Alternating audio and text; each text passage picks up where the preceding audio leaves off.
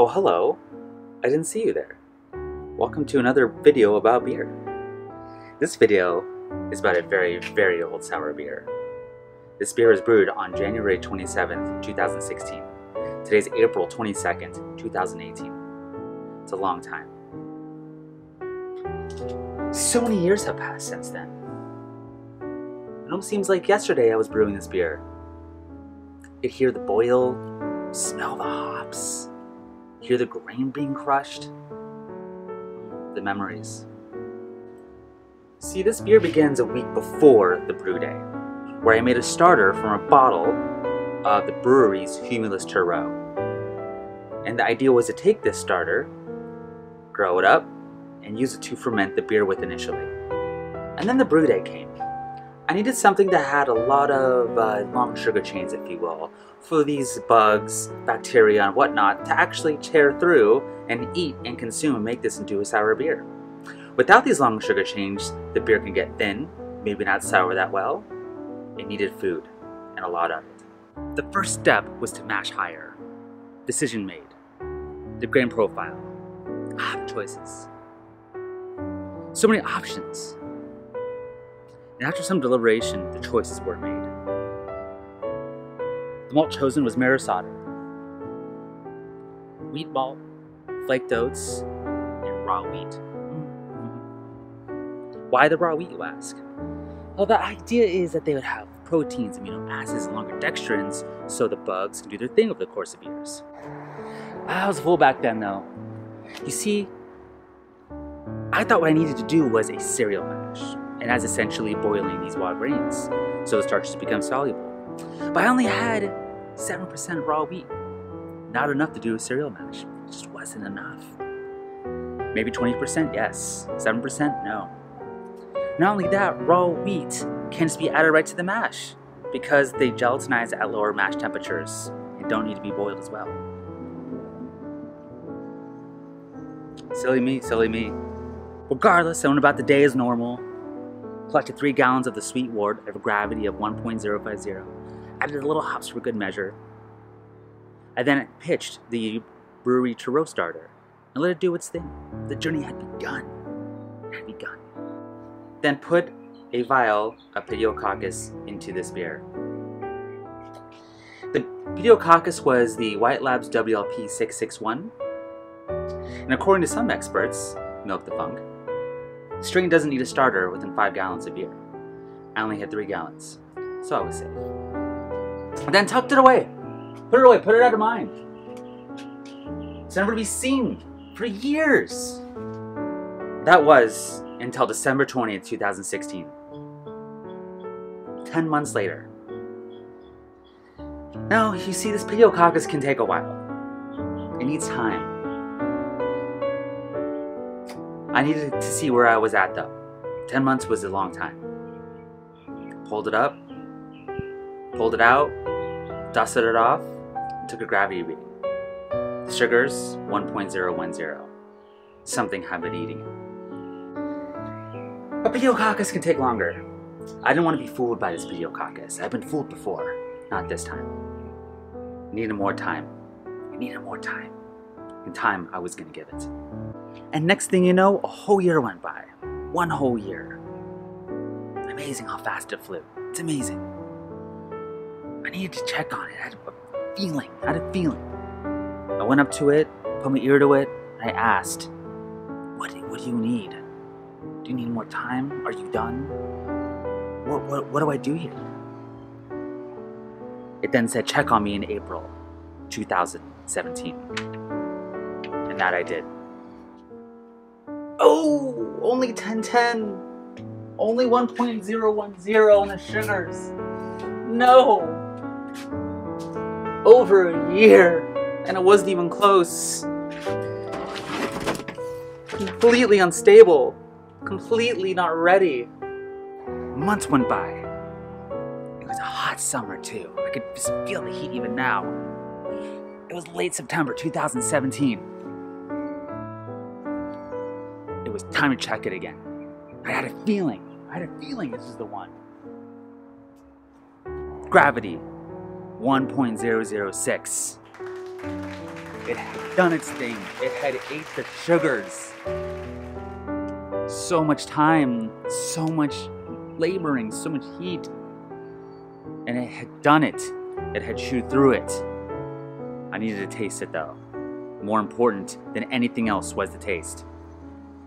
Did it. Put a sample in. Put it to my lips. Not sour. Not sour, just sort of rubbery. One thing was left to do, only one thing. Let it go another 2 months. And that's what I did. November 26, 2017. Testing it again. This time I have actual footage of me trying this beer. Today it lives in infamy. Actual documentation. It's real this time. You guys can all see it. We can be a part of it together. The memories just don't last in our heads. They last in the videos now. It's okay. It's not there. I think it got rubbery a little bit. And I think it needs more acidity. Oh, hi. Welcome back. That sure was not a lot of clips, was it? No worries though. No worries. As you can tell, something needed to be done. Not necessarily something drastic, but I didn't think time was going to fix this. I let 2 months go by before I decided what to do. On January 13th, 2018, I decided to do something. I decided to take a gallon off a beer I was making and add some bacteria to this in hopes that this would sour, in hopes that I could use this sour to maybe help the beer that wasn't sour enough. It was so long. We're so near the end. This could be salvaged, I thought. I'm gonna take a gallon of it, add Lactobacillus brevis into that 1 gallon, let it do its thing for like 3 or 4 days, then pull off a gallon from that 3 gallon, bottle it or blend it with something else, then add that brevis Lactobacillus starter back into it to fill it back up to 3 gallons. Hopefully that acidifies it some. That's all it really needs because the flavors are there.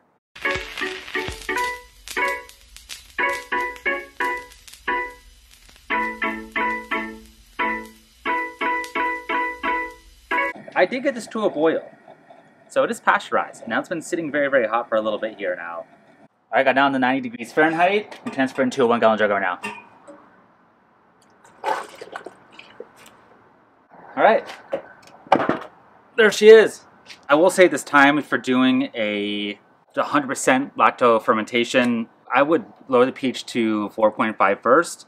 Helps with head retention. Lactobacillus tends to, in a higher pH starting, it doesn't, I don't know the exact science behind it, but it doesn't really meld that well, and you get like bad head retention. So it also helps kill any wild yeast.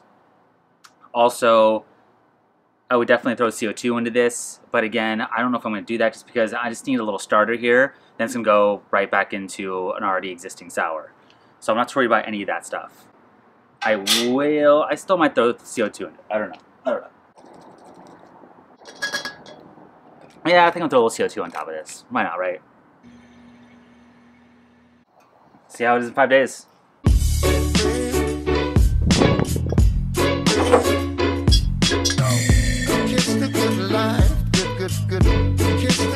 It's not great. I just kind of want to let it do its thing for, for a week, and then we should be good to go. Oh dear, oh dear, oh dear. I was so young and naive back then. In hopes the bacteria would just do what you want it to do all the time. Is it so hard to ask? It isn't. But it's hard to tame. It's a wild beast. Needless to say, the unthinkable happened. Mold has gotten into my Lactobacillus starter. It's not pellicle. That's mold.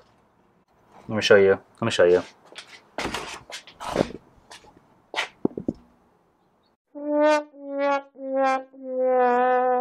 I knew I was taking a risk on this a little bit in that I underpitched the Lactobacillus by quite a bit, but I still thought it would catch on enough and still do its thing. It's still been in the mid-70s during the day here in Southern California. I thought it'd be enough, but you know what I should have done? I probably should just put a heat, like a blanket on it, and just let it really get to 100 degrees. I think it would have kicked it off like that, even by underpitching. So I think at night it just stalled out when it got a little colder, and after a week of nothing really happening, mold got in. I had some options at this point.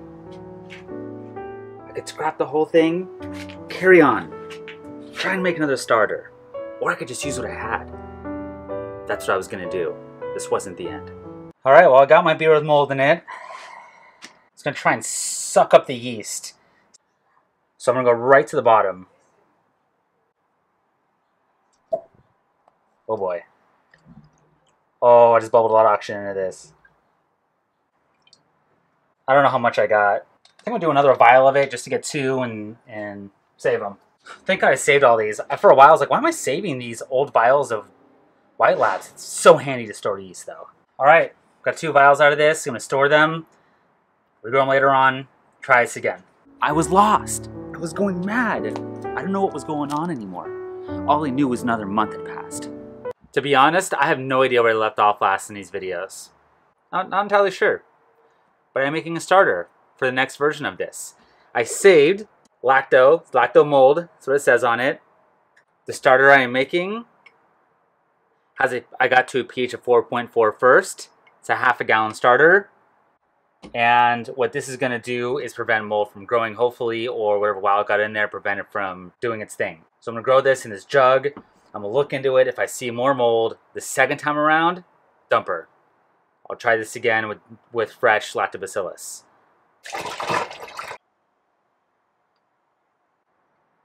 They smell good, at least. So, whoop, ooh. Some lactobacillus do okay with some aeration, lactobacillus brevis in particular, but most of them you just pour in, put the airlock on, and you're good to go. Normally, if I had a commercial pitch of this, I probably would just not even worry about the CO2 situation, but I'm going to do that. I'm going to purge. Just a quick one, just a little quickie. All right, gonna let this sit 2 weeks or so, 3 weeks, and see where I'm at. I was regaining my senses again, my sense of time, where I was, the meaning of it all. This beer wasn't gonna get the best of me. I found myself in mid-March 2018. It was so close to the end. It was just a home stretch. Nothing was gonna stop me at this point. Nothing was. I've looked into it. I don't see any mold, so I'm gonna use it. This lactobacillus, I tasted it, and it tastes fine. It smells okay too. So I'm brewing my raw ale right now. I purposely made 1.5 gallons of this. I'm gonna pull off 0.75 gallons and then pitch that lactobacillus into the 0.75 gallons.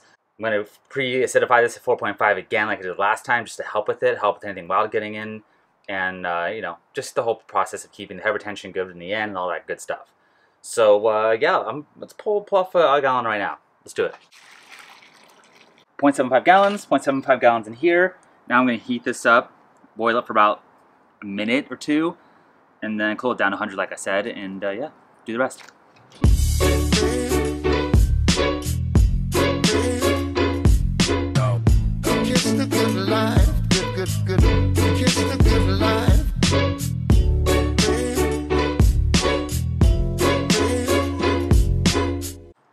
Excellent.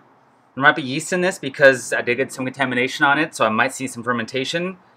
That's okay. Like I said, day 3 or so, I'm gonna do the rest of the next steps. See you then. It was so close to the end, I could feel it. So close. Only 6 days later, and it was time to execute the plan that I had set forth back in January 2018. I want to take this 1 gallon starter I made and finish it and put it into this other sour beer and complete its journey. Hopefully this was it.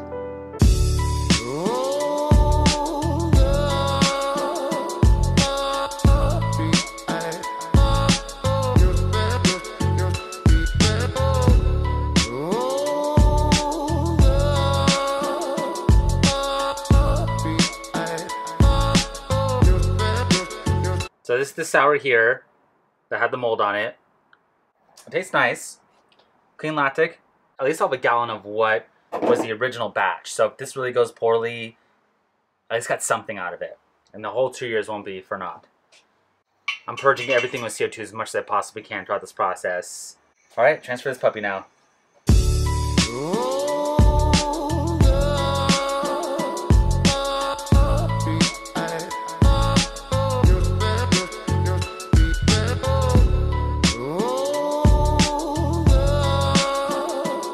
Bottled. Let's go the next cup of saying what's happening.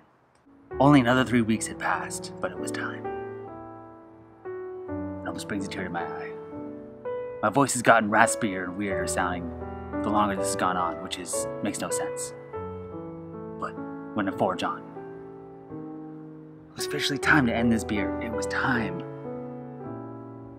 I remember it like it was a few weeks ago, because it was a few weeks ago. The long journey was officially ending. This was on April 14, 2018. That date will always have a place in my heart. I'm gonna take a gravity reading of the beer and see where we're at. It looks like 1.004. Let's take a pH reading, shall we?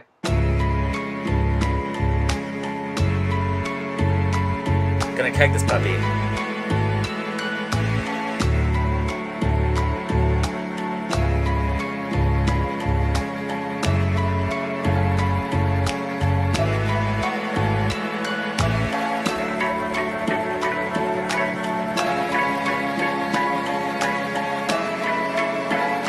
Done. Tasting is going to come finally after almost 2.5 years. We made it. We did it. We fought through summers, mold, possible oxidation. The fighting is over. The journey is ended. It's time to taste the creation. 2 different beers, 1 kegged, and blended with the sour beer. Well, sour beer with mold. The other one, bottled 1 gallon straight up as is, as it was intended. Let's get to it. Keg beer. Bottled beer. Cannot believe it. 2 years in the making. 27 months total. God, that's carbonated. It sounds carbonated. Always gotta say that out loud. So it's been 3 weeks or so. Maybe not quite that long. I did bottle this a while ago, so I can't remember the date, but you guys saw all that footage. But, you know, being bottled for longer, it is clear. But the colors are the same this time. Last time I did this with my 10-month sour beer, my blonde one was like a pink, red, weird color. Let's start with the bottled one, the 1 gallon one, pure, unadulterated one. So off the bat, it's definitely musty. Sort of like dirty Brettanomyces, sort of. It smells like dirt, but like in a cool way. Slightly rubbery. That still never went away. That little phenol thing that was in there the entire time still is in there a little bit. Taste is good. It's acidic, it's there. It is sour. Tart lemony, sort of. That weird rubber thing's not as much in the taste as it is in the nose. It's a little thin. It could carbonate a little more, I think. So I might let this go for a little longer. You know, it might be struggling a little bit. Yeah, just a little band-aidy on that nose. A little rubber, a little band-aidy, but it's not a lot. And it's drinkable. I can definitely drink this, which is great. I don't love it though, but that's not a big deal. Yeah, still really cool. It's a cool beer. All right, let's try the one that the one with mold in it, or the one I tried to. So the nose on this one's a little more crayon, waxy. Oh yeah, definitely more complex. Definitely more complex. A lot more mouthfeel, more sour, more well-rounded. That band-aidy thing isn't there as much. More like I said, more like crayon. But it's subtle. It could use fruit. It could be brighter. I'm not getting any Cheerio on this one though, like the last one I did. With the acidity, it's well-rounded. Adding that 1 gallon sour beer into it really brought it home. But you know, all said and done, this not being blended, this one, you know, doing a sort of hack blend, turned out pretty solid. 2 years in the making. It's a drinkable beer. They're very enjoyable still. I like this one a little better, a little more sour, a little more well-rounded, a little more complete, a little more complexity.